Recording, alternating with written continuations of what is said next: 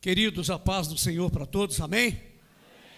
Graças a Deus, nós louvamos ao Senhor por mais esta noite, né?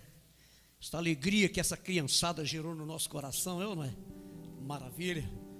A paz do Senhor Jesus também para você que está em casa, que está nos acompanhando através do YouTube. E eu quero, sem delongas, eu quero pedir a você que abra sua Bíblia na Epístola aos Hebreus, capítulo de número 4. Epístola aos Hebreus, obrigado, filho. Capítulo de número 4.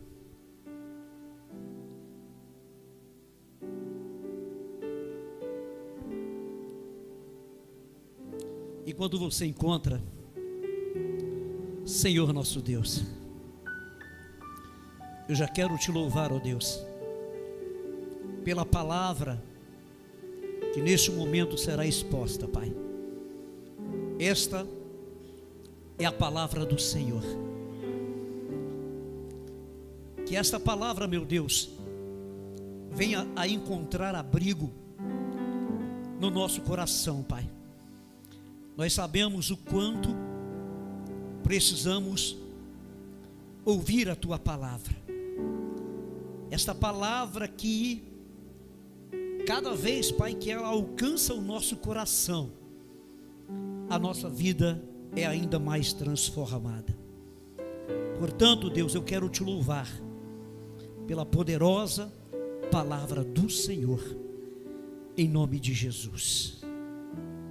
Epístola aos Hebreus, capítulo de número 4, a partir do versículo 1. Assim diz a palavra do Senhor: temamos, pois que, porventura, deixada a promessa de entrar no seu repouso, pareça que algum de vós fique para trás. Porque também a nós foram pregadas as boas novas, como a eles. Mas a palavra da pregação não lhes aproveitou, porquanto não estava misturada com a fé naqueles que a ouviram.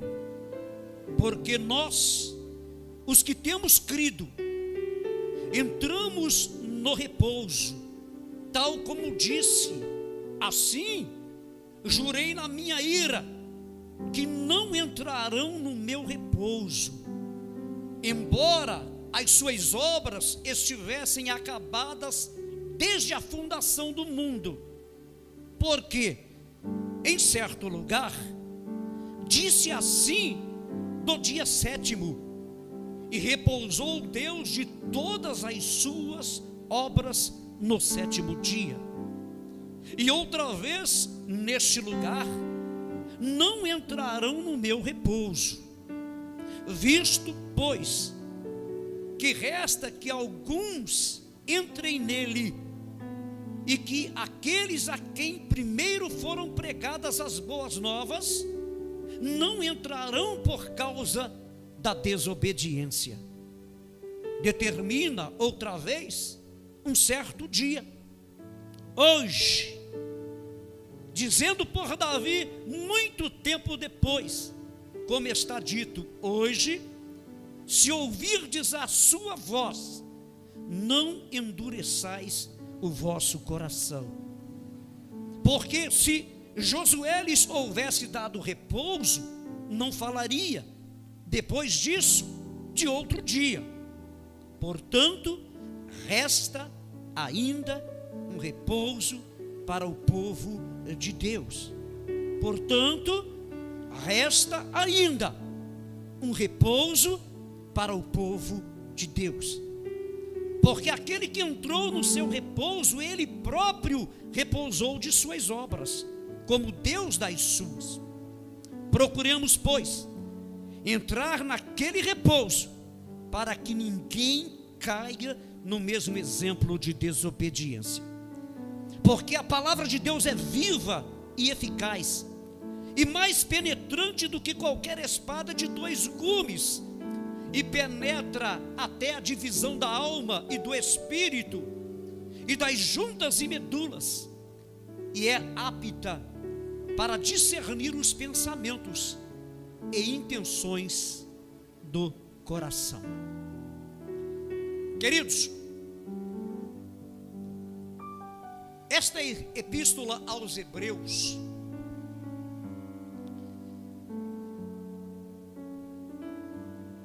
ela estava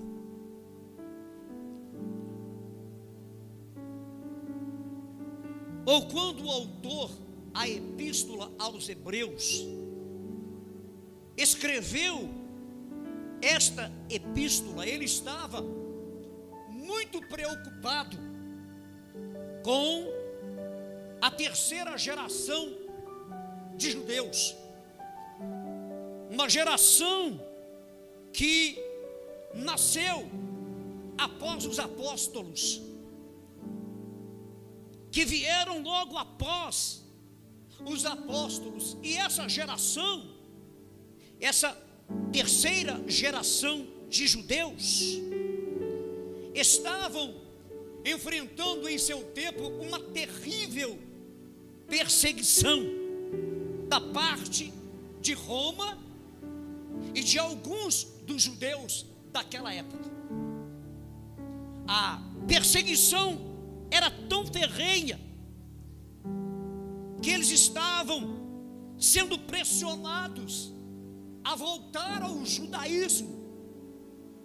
Eles estavam correndo risco de abandonar a sua fé em Cristo Jesus.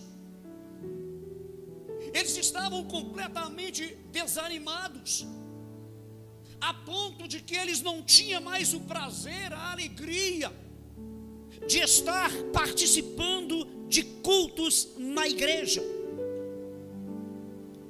E a preocupação do autor à epístola aos Hebreus, a preocupação dele com aqueles cristãos, porque eles, os cristãos, corriam um grande risco de abandonar a sua fé. E esta atitude do autor à epístola aos Hebreus me fez refletir e me fez entender que mesmo nos dias de hoje, no meio da igreja do Senhor Jesus Cristo, se levantam homens e mulheres com autoridade e cheios de fé, para ajudar aqueles que de uma forma ou de outra acabam se enfraquecendo na fé. Esses homens e mulheres vêm para trazer uma palavra de ânimo para aqueles que de uma forma ou de outra acabam se enfraquecendo na sua caminhada. E o capítulo 2 da epístola traz para nós uma mensagem profunda. Olha o versículo 1, 2 e 3 do capítulo 2, que fala a respeito, de Cristo como Filho do homem. Ele é superior aos anjos e sumo sacerdote. Está escrito aqui, portanto, convém-nos atentar com mais diligência, ou seja, convém-nos atentar com muito mais cuidado para as coisas que já temos ouvido, para que em tempo algum nos desviemos delas. Porque se a palavra falada pelos anjos permaneceu firme, e toda a transgressão e desobediência recebeu a justa retribuição, como escaparemos nós, se não atentarmos para uma tão grande salvação, a qual, começando a ser anunciada pelo Senhor, foi-nos depois confirmada pelos que a ouviram?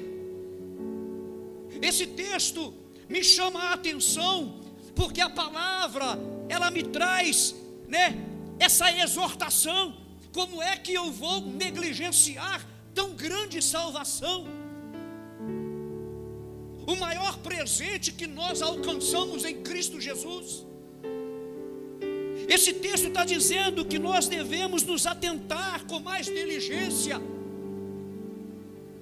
nós vamos entender através desta palavra, que na verdade essa palavra, ela vai nos exortar, ela vai nos ensinar a permanecermos firmes na nossa fé até o fim.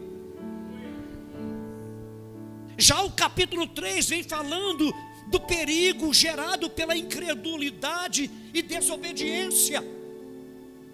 Olha, o capítulo 3, a partir do versículo de número 7, está dizendo assim: olha, portanto, como diz o Espírito Santo, se ouvirdes hoje a sua voz, não endureçais o vosso coração, como na provação, no dia da tentação no deserto.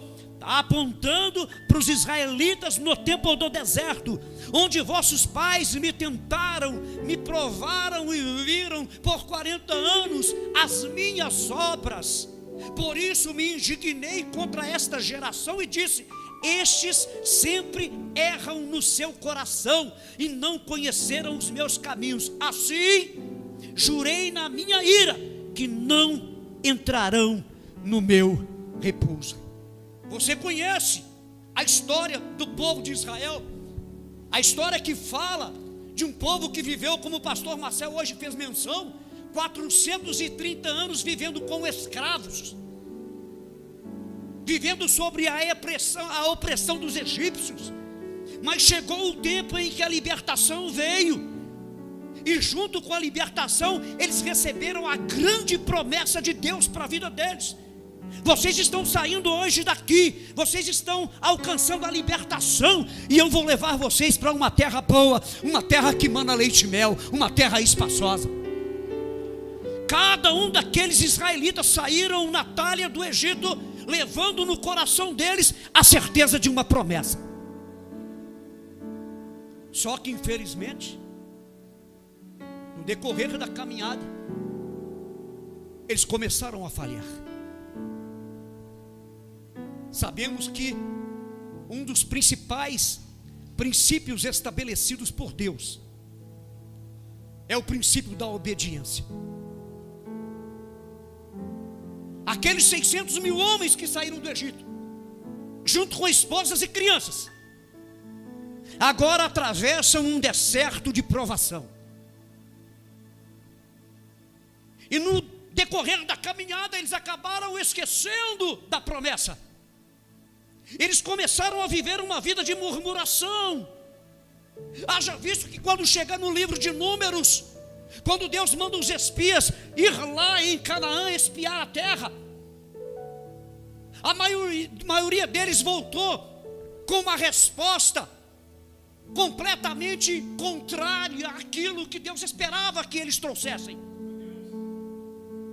Voltaram com uma resposta pessimista: não, aquela terra é muito esquisita, ali tem cidades fortificadas, ali tem filhos de Anak que são muito gigantes, e como nós vamos vencer aqueles gigantes?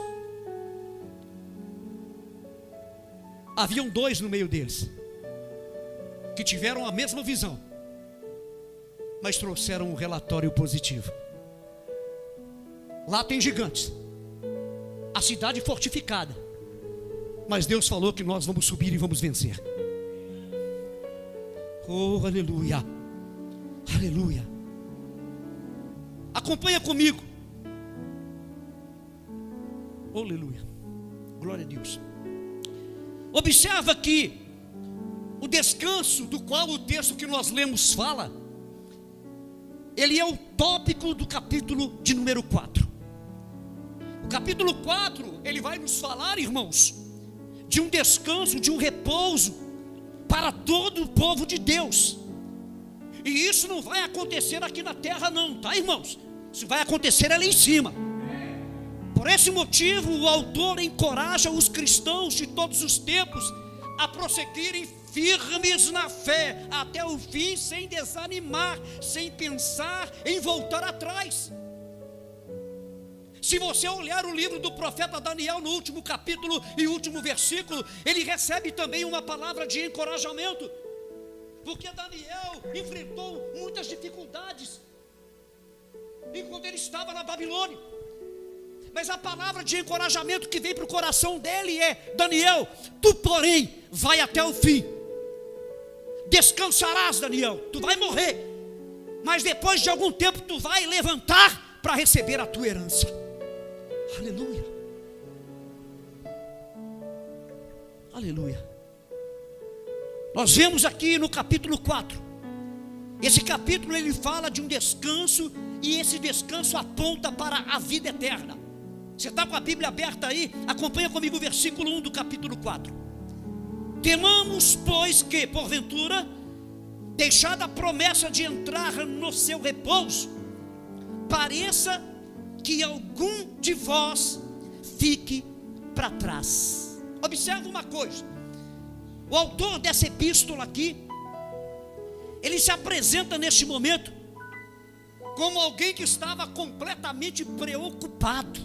Tememos, essa palavra aqui, temamos, aponta para a terrível possibilidade do abandono da fé. A possibilidade do abandono da fé em Deus. E se isso acontecer, a pessoa acaba caindo sob o juízo de Deus.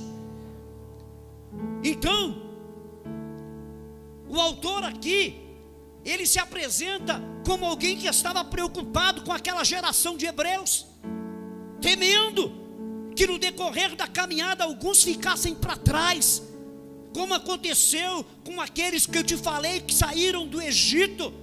Tinham o conhecimento da promessa de repouso, mas fracassaram, não entraram no repouso por causa da desobediência.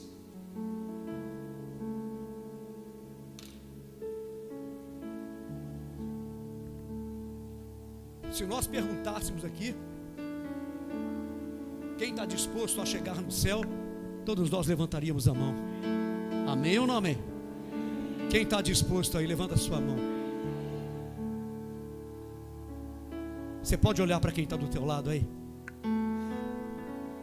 Fala assim para essa pessoa: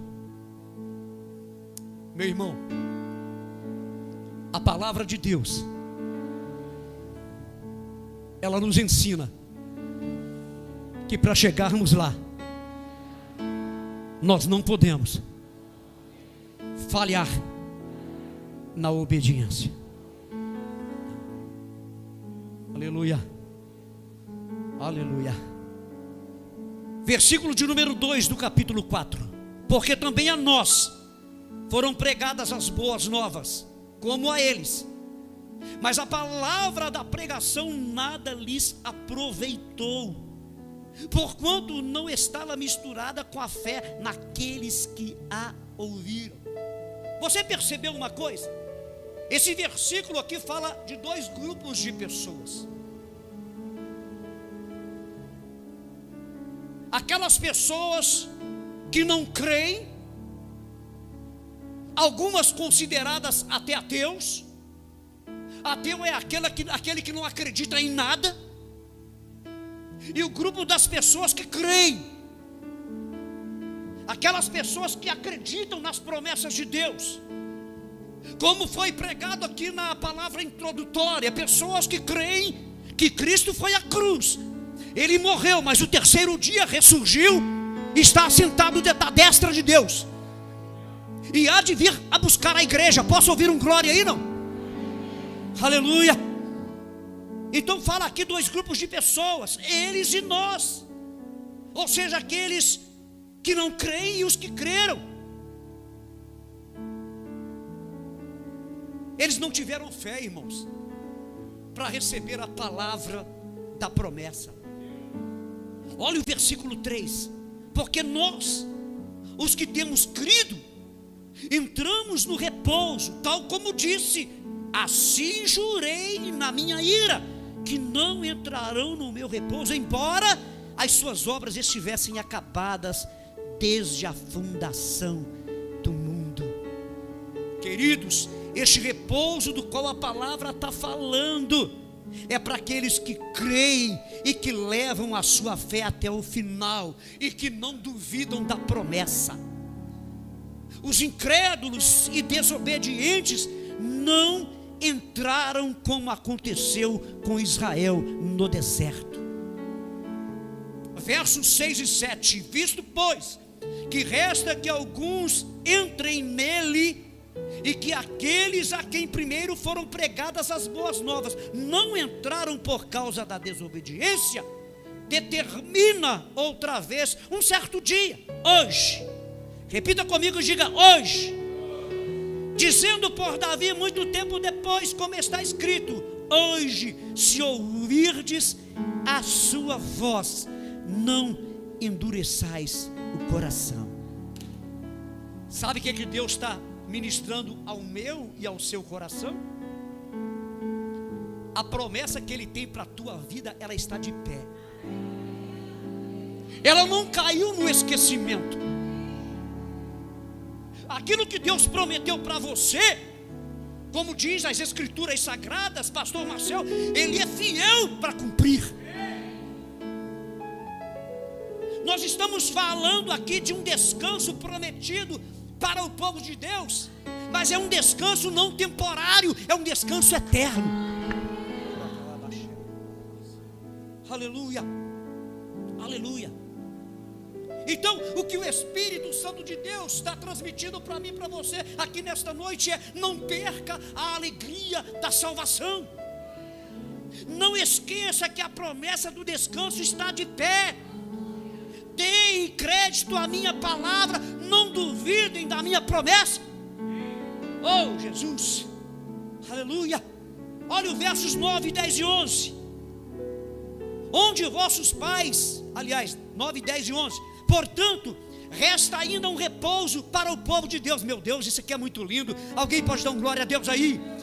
Portanto, resta ainda um repouso para o povo de Deus, porque aquele que entrou no seu repouso, Ele próprio repousou de suas obras, como Deus das suas. Ou seja, Cristo, Ele repousou das suas obras, como Deus também repousou. Procuremos, pois, olha só, procuremos, pois, entrar naquele repouso, para que ninguém caia no mesmo exemplo da desobediência.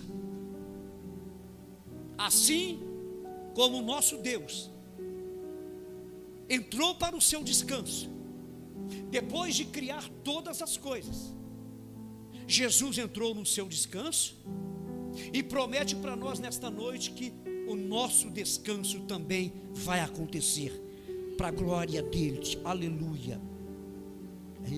Agora, olha aqui o que diz o versículo de número 12: porque a palavra de Deus é viva e eficaz, e mais penetrante do que qualquer espada de 2 gumes, e penetra até a divisão da alma e do espírito, e das juntas e medulas, e é apta para discernir os pensamentos e as intenções do coração.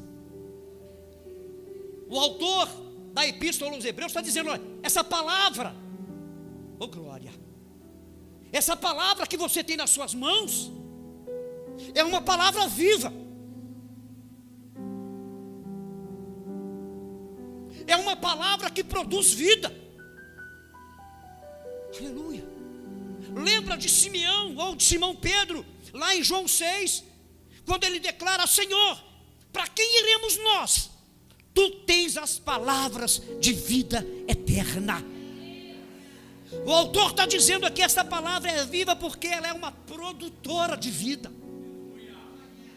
Essa palavra encontra um coração que está completamente desfacelado, um coração que está completamente entristecido, como se tivesse vencido.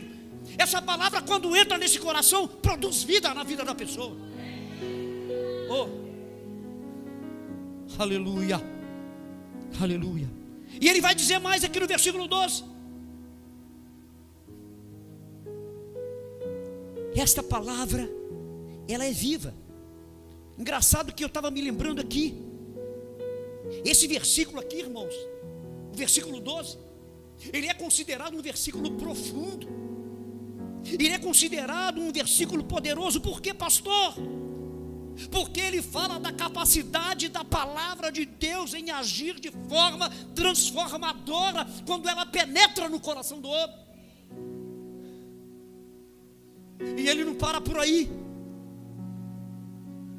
E ao falarmos da palavra, ao lembrarmos da palavra, nós falamos de uma palavra que regenera, vivifica, uma palavra que ilumina, uma palavra que purifica, uma palavra que santifica, concede sabedoria, limpa o coração, queima e quebranta. Lembra dos 2 discípulos a caminho de Emaús, quando eles estavam caminhando, conversando com Jesus? Um disse para o outro: você percebeu quando nós estávamos com ele, ouvindo a ele, o nosso coração ardia, queimava. Oh, aleluia. Deixa eu te fazer uma pergunta. Nós estamos quase, irmãos, iniciando um novo ano. E o novo ano é desafio para todos nós. Nenhum de nós sabe o que irá acontecer conosco, Natália, nesse ano. Esperamos coisas boas, mas a vida, ela é também feita de surpresas. E por vezes nós somos surpreendidos com algumas coisas. Surpresas que por vezes geram alegria no nosso coração, pastor Estevão. Surpresas que às vezes geram tristeza dentro de nós. E nós devemos nos preparar, porque os desafios virão. Mas a pergunta que eu quero fazer para você esta noite: qual é o valor, qual é a importância que eu e você tem dado para a palavra de Deus? Nós passamos um ano inteiro, e louvado seja Deus que eu já estou aqui há um ano. Quantas vezes nós ouvimos ministrações poderosas da parte de Deus ao nosso coração? Quantas vezes nós saímos aqui dizendo para nós mesmos o quanto eu fui ministrado esta noite? Mas a pergunta é: que valor temos dado à palavra? De que forma nós temos olhado para a palavra? Porque o autor está dizendo que ela é eficaz também. Ela não é só uma palavra viva, não. Ela é uma palavra eficaz. Por quê, pastor? Porque é a palavra que é suficiente para nós. Por isso que ele está dizendo aqui, ó, ela também é eficaz. E o que é a palavra eficaz? Eu te falei, é a palavra que por si mesma é suficiente. E seus princípios devem ser colocados em prática na minha e na tua vida. Oh, Jesus! E sendo ela viva, eficaz, ela penetra como espada de 2 gumes. E por ser cortante, ela tem o poder de dividir alma e espírito. Ou seja, esta é a única palavra capaz de atingir o mais íntimo do nosso ser e tratar o nosso coração.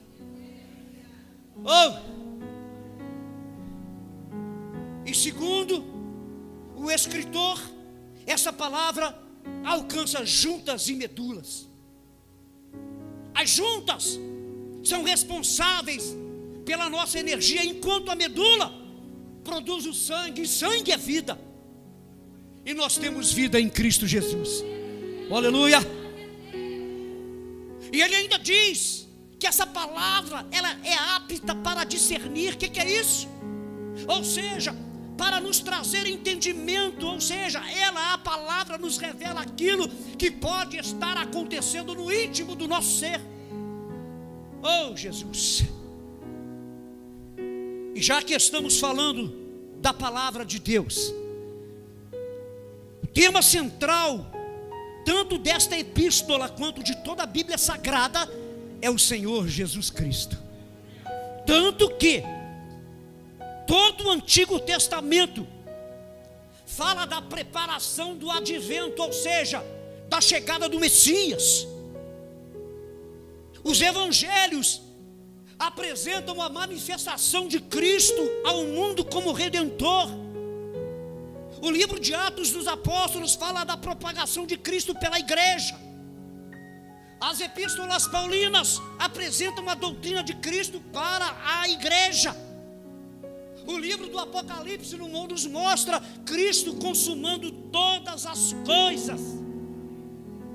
E este mesmo Jesus Cristo, antes de subir, Ele disse que não nos deixaria sozinhos. Ele enviaria o Espírito Santo, não apenas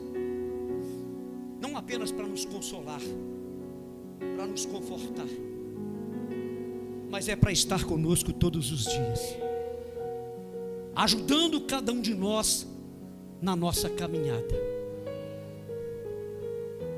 E este mesmo Espírito Santo, ele vem agindo, pastor Marcel, desde o princípio de todas as coisas. Quando nós olhamos para os livros da Sagrada Escritura, nós observamos uma ação diversificada do Espírito Santo de Deus em cada tipo. Como assim, pastor? Explica isso, explica. Quando você lê Gênesis, nós vemos o Espírito Santo de Deus atuando na criação.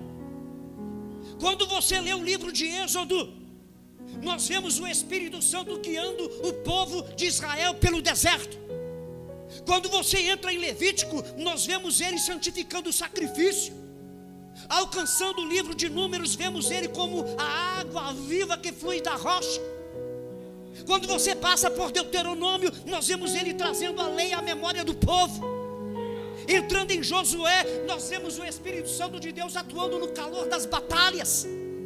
Quando você entra em Juízes, vemos ele levantando libertadores para Israel. E quando chegamos em Ruth, pastor, vemos ele preparando o remidor. Quando você entra em Samuel, Reis e Crônicas, você vê o Espírito Santo ungindo reis para o seu povo. Quando você percorre Esdras e Neemias, você vê ele restaurando o povo de Deus. Pastor, e quando nós entramos no livro de Esther, nós vemos ele advogando em tempos de angústia. E no livro de Jó, pastor, nós vemos ele confortando em meio à aflição. Livro de Salmos, vendo ele inspirando os poetas. Livro de Provérbios, meu Deus, vemos ele conferindo autoridade ao pregador. Quando chegamos em Cantares, nós vemos o Espírito Santo como a pomba que habita no meio das rochas.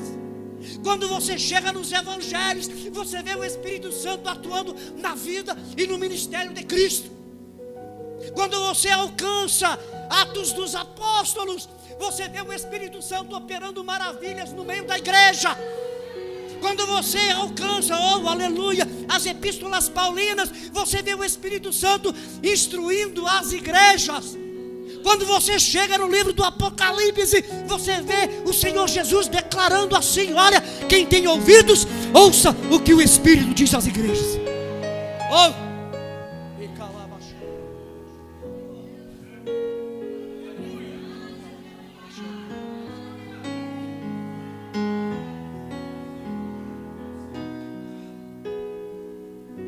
Aleluia, aleluia.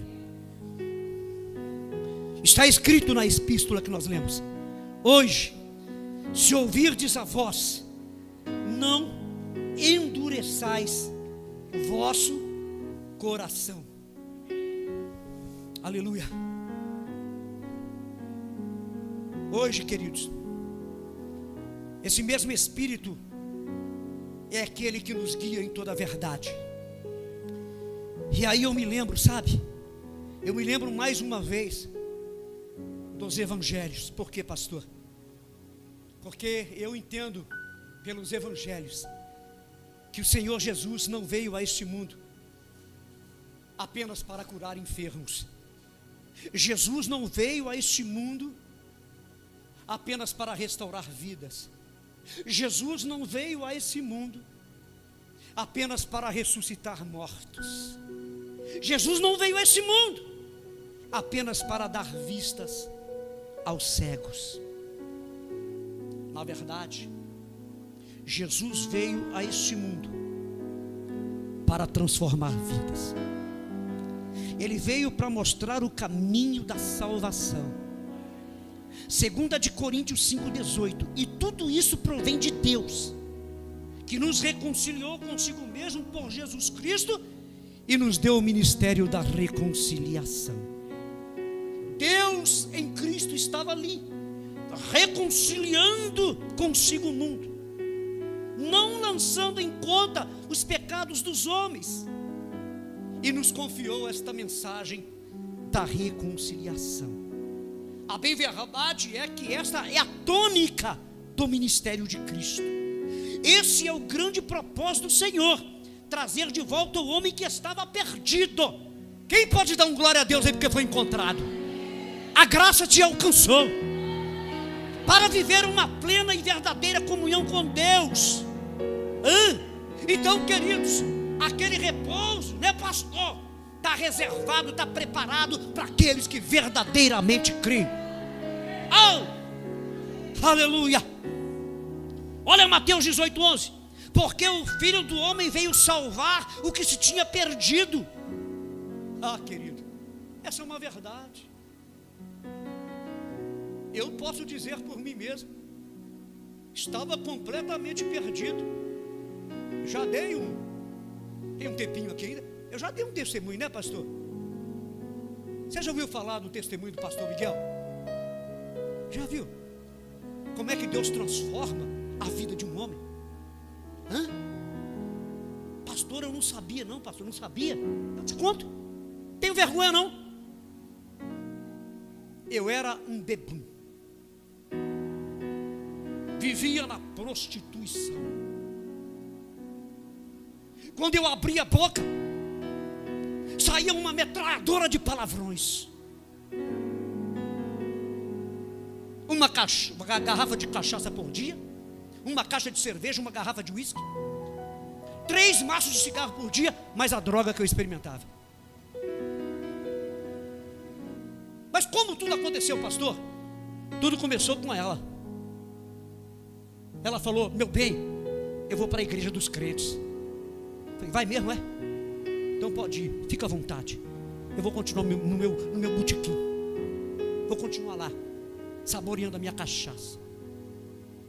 Caio, 3 meses se passaram. Um dia ela entra na porta do nosso quarto lá, que tem uma suíte no fundo da minha casa lá. Ela entra e eu vejo um brilho na vida da minha mulher. O que é isso aí, Angela? Que negócio é esse? Tem um brilho em você, o que é isso? Meu bem, só pode ser Deus. Então vou fazer uma coisa, próximo culto eu quero estar lá contigo. E aí tudo começou, pastor. Cheguei lá e falei para a líder da igreja: o negócio é o seguinte, eu ouvi a palavra aí esta noite. Essa palavra que esse homem de Deus pregou entrou aqui dentro. Eu não estou aqui por emoção não, eu quero esse Jesus para a minha vida. E eu disse para aquele líder lá: o negócio é o seguinte, eu estou aceitando Jesus, mas estou bebendo, estou fumando, estou fazendo um monte de coisa errada. Aí aquele líder com sabedoria, bateu no meu ombro: fica tranquilo, meu filho, que Deus vai te libertar. Pastor Estevão, passaram 3 meses e eu continuava na mesma coisa, e teve um batismo de 22 pessoas. Eu levantei a mão e gritei bem alto: eu quero ser o 22º. Cheguei para o líder: eu vou batizar, tá? Mas eu continuo a mesma coisa. Deus vai te libertar, meu filho. Eu nunca vi alguém fazer o que eu fiz, pastor. Quando chegou na minha hora, deixaram por último. Eu dei um pontapé no fundo daquele rio, perna direita, mas meti no fundo, e gritei para todo mundo ouvir: se o Senhor é Deus de crise, o Senhor muda a minha vida é hoje. Está ali para comprovar. 25 anos, nada mais entrou na minha boca. É o poder da palavra que quando entra transforma, muda. Oh, aleluia. Oh, Jesus. Oh, aleluia. Querido, a minha oração nesta noite, ela vai ser para que todos nós possamos dar ainda mais crédito à palavra de Deus, que possamos amar esta palavra todos os dias da nossa vida. Por quê, pastor? Porque nós encontramos no livro do Apocalipse, capítulo 1, versículo 3, nós encontramos a bênção tríplice. Fala assim: essa bênção é para mim. Pastor, qual que é a bênção tríplice? Primeiro, está dizendo lá em Apocalipse 3, bem-aventurado é o que lê. Segunda, bem-aventurado é o que ouve. Terceiro, bem-aventurado é o que guarda. Oh, aleluia! Ler, ouvir, procurar entender e guardar. Para quê, pastor? Para ficar guardada lá dentro? Não, é para praticar ela. Oh, Jesus! Aleluia, Jesus! Aleluia! E não esqueça, meu irmão e minha irmã, que Deus tem promessa de descanso para aqueles que creem na sua palavra e nas suas promessas. Você pode, em nome de Jesus, ficar de pé em seu lugar. Eu combinei aqui com o tecladista, meu amigo.